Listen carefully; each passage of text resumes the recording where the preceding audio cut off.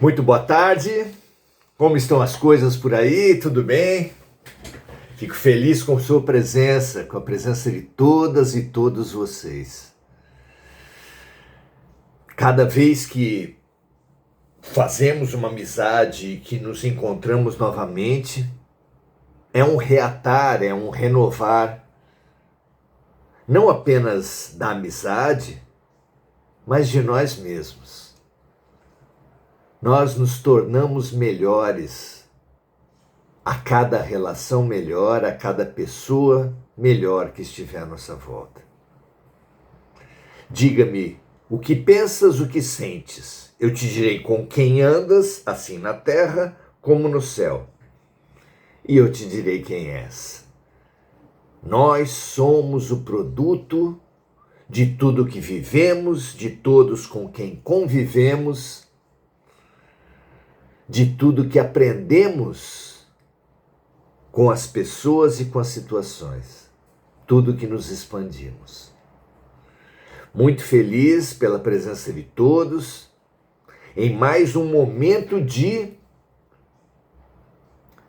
conversa, de estudos, de reflexão, de expansão do nosso entendimento sobre a vida, porque assim como no filme Matrix, há uma realidade subjacente à realidade que aparenta ser. A concepção de Maya, a realidade ilusória dos hindus, também vai no mesmo sentido. E como metáfora, nós podemos falar do quê? Da arqueologia, que nos revela que todos nós pisamos no passado, pisamos em outras civilizações, pisamos no que já aconteceu, já que o solo vai formando camadas sobre camadas que marcam o tempo, assim como, especialmente determinadas árvores, vão mostrando naqueles círculos que estabelece, que mostram um corte do seu tronco, períodos de chuva, de seca. Nós também somos um registro das vivências tidas e o solo também revela isso. A mineração também fala que muitas vezes nós pisamos sobre ouro, sobre prata, sobre petróleo, e que é preciso ultrapassar a superfície para encontrar riquezas, civilizações, aprendizados. É fundamental mesmo ultrapassarmos as ilusões, as aparências, as superficialidades em todos os âmbitos, da mineração, da arqueologia, da própria realidade e de nós mesmos. Nós também temos uma aparência que nós denominamos eu e que, na verdade, não somos nós. Nós não somos homens nem mulheres, brancos nem pretos, ricos nem pobres, brasileiros nem estrangeiros, de uma profissão nem de outra. Tudo isso são apenas roupagens que nós momentaneamente vestimos numa vida, num momento de uma vida, para depois despirmos e colocarmos outra. O que há? Quem somos nós por trás dessas roupagens todas? Quantas mães nós já tivemos nas múltiplas vidas, quantos cônjuges, como homens e mulheres, quantas nacionalidades, religiões, profissões, identidades nós já tivemos. No final das contas, nós somos como atores que, ao final de suas carreiras, experimentaram diversos papéis, vivenciaram diversos roteiros. Alguém poderia perguntar para eles, ao final de centenas de papéis, quem é você? Qual desses papéis é você? E o ator responderia, nenhum deles especificamente, mas todos eles de forma geral. Porque de cada um deles eu extraí o que eu sou hoje. O que você é hoje, o que eu sou hoje, certamente é uma síntese de tudo que nós já vivemos, das relações que já desenvolvemos e principalmente das lições, das curas que nós experimentamos, que nós retiramos de todas essas vivências. Nada nos faz infeliz. Nada por si é infeliz. Não me esqueço de uma reportagem que uma vez eu vi, que tinha por título Ainda Bem que Fiquei Desempregado. E mostrava um comerciante muito bem sucedido, que quando foi demitido por uma empresa após décadas de serviço, pegou sua indenização, investiu num sonho antigo para o qual havia se capacitado ao longo dos anos, de forma que ele sabia exatamente o que fazer quando foi demitido, e efetivamente o seu empreendimento teve sucesso, ele abriu filiais, estava realizado por fazer o que ele gostava, no horário que ele gostava, no ritmo que ele gostava, e obtendo uma remuneração, um reconhecimento muito maiores do que ele tinha antes, concluindo, portanto, ainda bem que fiquei desempregado. Isso acontece com relacionamentos também, pessoas se deprimem após relacionamentos de décadas, e às vezes precisam também de um certo tempo para dizer, ainda bem que fui traído, ainda bem que tive um fim de um relacionamento que num primeiro momento achei que fosse uma tragédia, mas vemos, depois de um tempo pequeno ou longo, que há realmente males que vêm para bem, mais que isso, que nada por si é mal. Nada por si é mal. Mal apenas é o que nós fizermos com o que nós vivermos. Porque sim, os fatos dados como mais positivos pelos outros podem ser vividos em inveja, em ódio, em infelicidade por nós mesmos.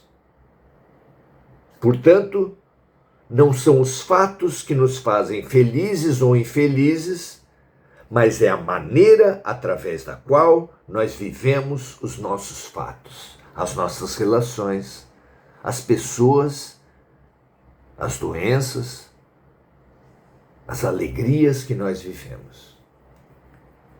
Busquemos então a perspectiva. Qual a perspectiva que nos faz obter das situações dadas pelo mundo como positivas ou negativas? Qual é essa atitude que faz com que nós aprendamos e nos curemos com tudo? Qual é essa atitude que percebe em tudo que acontece, no hospital perfeito de Deus, um efeito terapêutico? Qual atitude nos faz ter olhos de ver que na escola perfeita de Deus tudo é pedagógico. Esse é um desafio fantástico que cabe para todos nós, não é? Muito bom. Hoje continuaremos o que começamos no encontro de ontem. As dores, os desafios da mediunidade. É interessante nos filmes de heróis, quando por um motivo qualquer a pessoa se dá conta dos seus superpoderes, se dá conta de como ele deixa de ter uma vida normal por causa dos superpoderes, como acontece com as celebridades também, que já não podem sair às ruas, fazer compras, estar num restaurante com sua família. Os poderes, o sucesso, as vitórias, tão perseguidas por todos, têm um custo. E a mediunidade também tem um custo. Quanto mais bem você fizer, especialmente nesse momento, especialmente nesse planeta, gerará reações. Minha amiga, meu amigo, não poderia ser de outra forma. Se você fizer qualquer coisa que não gere reações, é porque, na verdade, a sua ação foi inócua, foi vazia. Porque a toda ação corresponde uma reação. De igual intensidade e sentido contrário estabelece a física para os fenômenos da matéria, mas abarca também os fenômenos do pensamento, os fenômenos espirituais. Ter reação de resistência, de oposição mesmo ao que você fizer, só atesta o seu movimento. Não há por que lamentar.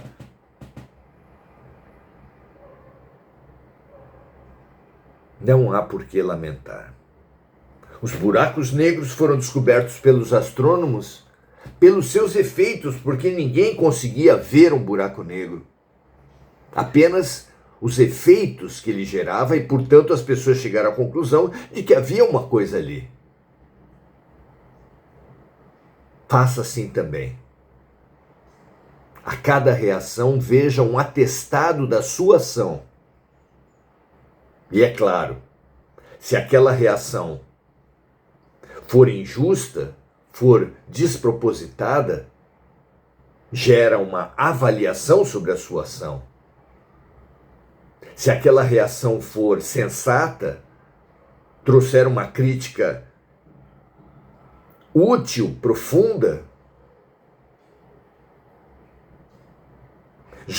deve gerar outra reação em você mesmo, no sentido do aprendizado, da transformação, da cura. Ninguém nunca é vítima gratuita de nada. Todos recolhemos daquilo que plantamos. E quem meditar sobre a sua colheita poderá, na próxima vez, plantar melhor. É claro, isso é crescer, não é? Diz Chico Xavier, de uma maneira muito sábia, que ninguém pode voltar atrás e fazer um novo início, mas todos podemos, agora, fazer um novo início para termos um novo fim no futuro. Tenhamos essa consciência no tempo e não percamos mais tempo, não é? Muito bem. Hoje estamos no... Deixa eu ver onde estou aqui. Na pergunta 398 do nosso O Consolador, Chico e Emmanuel, que dando continuidade ao encontro anterior, às reflexões anteriores, fala das dores, dos desafios da mediunidade. Pergunta 398. Estamos no finalzinho do nosso livro, já estou com saudade dele. A pergunta diz assim: é natural que em plenas reuniões de estudo, os médiuns se deixem influenciar por entidades perturbadoras que costumam quebrar o ritmo de proveitosos e sinceros trabalhos de educação? A resposta vem: tal interferência não é natural e deve ser muito estranhável para todos os estudiosos de boa vontade. Se o médium que se entregou à atuação nociva é insciente dos seus deveres à luz dos ensinamentos doutrinários, trata-se de um obsidiado que requer o máximo de contribuição fraterna. Mas se o acontecimento se verifica através de um companheiro portador do conhecimento exato de suas obrigações, no círculo de atividades da doutrina, é justo responsabilizá-lo pela perturbação, porque o fato, então, será oriundo da sua invigilância e imprevidência. Em relação aos deveres sagrados que competem a cada um de nós no esforço do bem e da verdade.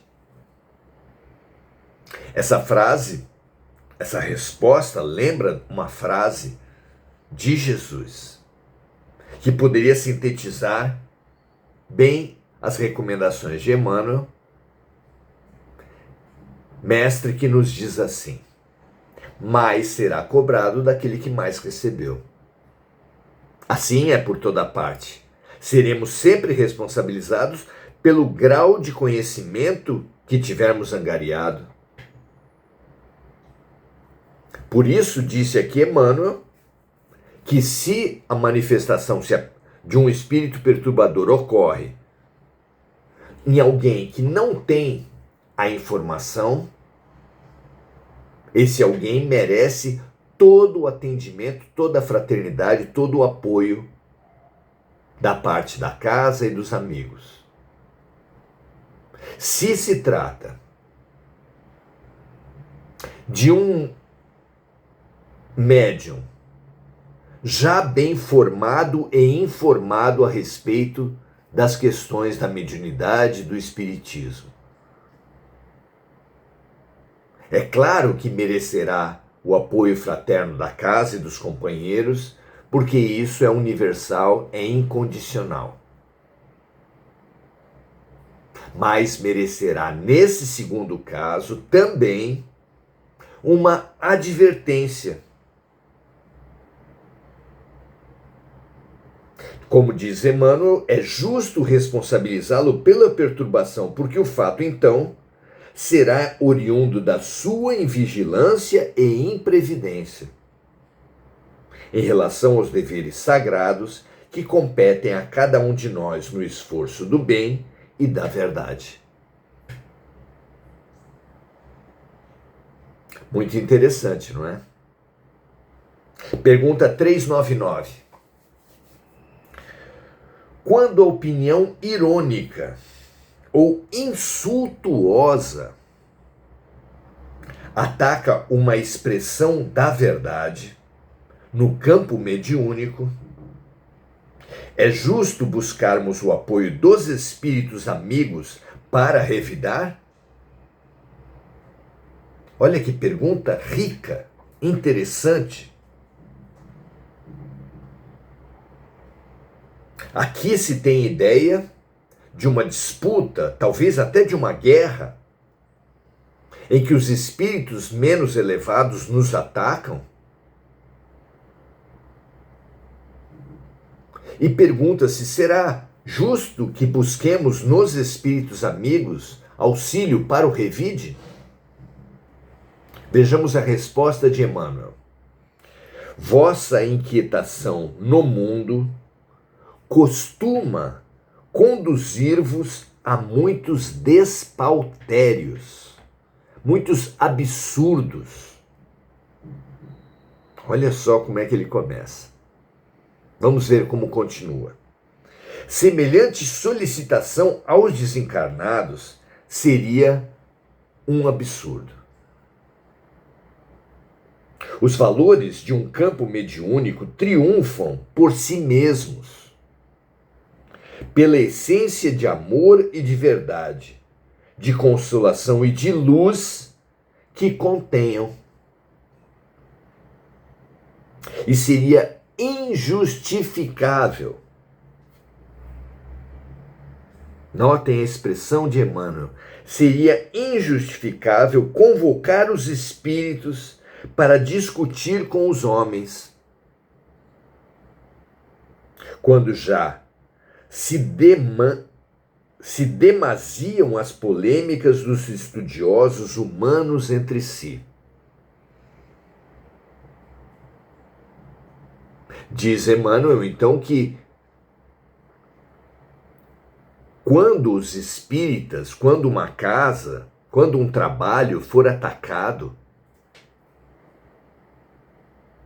seria um absurdo, um despautério, para usar a palavra que ele usou aqui, convocarmos os espíritos em nossa defesa, em defesa da casa, em defesa do trabalho,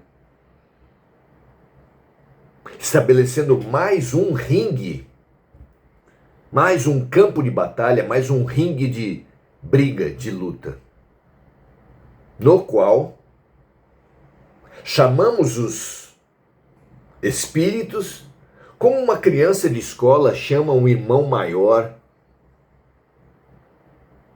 quando apanhou na rua.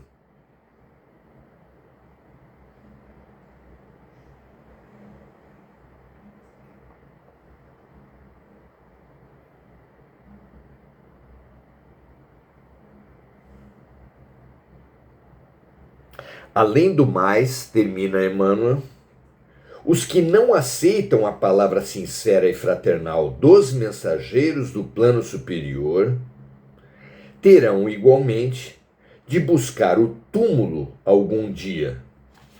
E é inútil perder tempo com palavras. Que lucros tem? Que lucros podem advir? Que vantagens reais podem advir de ganhar-se uma discussão com base ou não do auxílio dos espíritos? Será que alguém realmente se transforma por ganhar ou por perder uma discussão? Será que é essa a forma? Foi assim que agiram Jesus, Buda? Marcaram suas missões exatamente pelas disputas? E quando as fizeram para vencer ou convencer o outro? Ou aproveitaram a ocasião para ensinar, inclusive através da atitude pacífica, amorosa, que desenvolveram nessas disputas?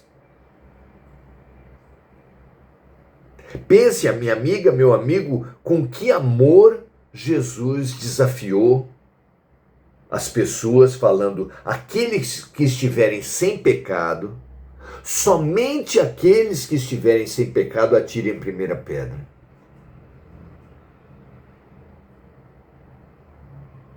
Não é um duelo de palavras. É um investimento de atitudes, de fraternidade, de amor, não é? Então, o médium que se arrisca a desviar suas faculdades psíquicas, deixa ver se eu estou no campo certo. Não.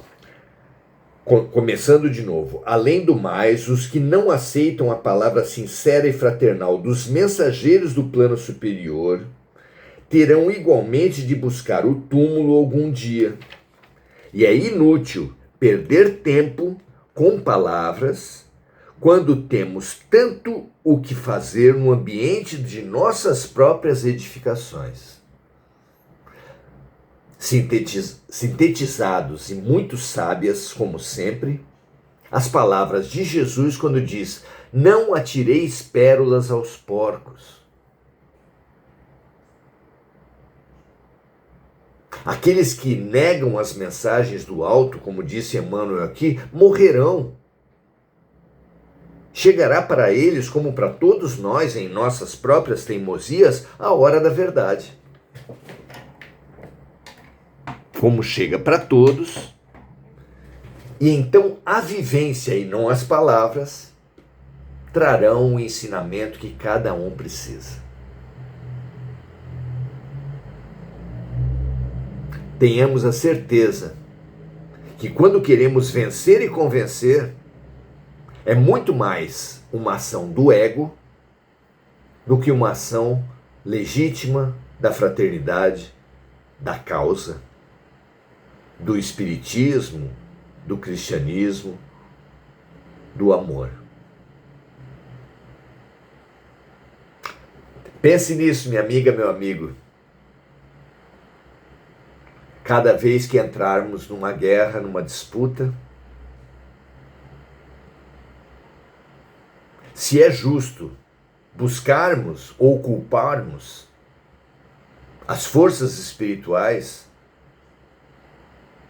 em busca de evitar derrotas ou de promover vitórias. Jesus, no momento crítico em que era acusado de ser rei, ele disse: o meu reino não é desse mundo, deixando claro que não competia a ele as guerras, as disputas do mundo, nem mesmo a título da sua defesa perante almas fechadas, enclausuradas no ego, mal intencionadas. Ele emudeceu diante das acusações. Não foi? Aprendamos com as ações e as não ações, com as palavras e os silêncios do Mestre. Muito bom que todos nós possamos nos inspirar e nos transformar com Jesus. Saudemos Enir Cajazeira, dando graças a Deus, Marco Aurélio Trindade, Maria José Sobral, Adelaide Dias,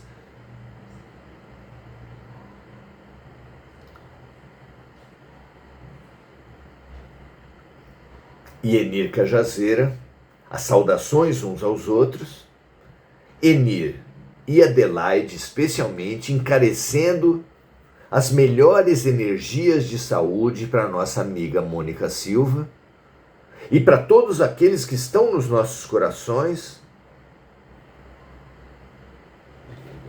tomando esse pão espiritual que nos vem do alto nesse momento, para multiplicarmos pelo compartilhamento. Na matemática de Deus é assim: quanto mais se divide, mais se multiplica.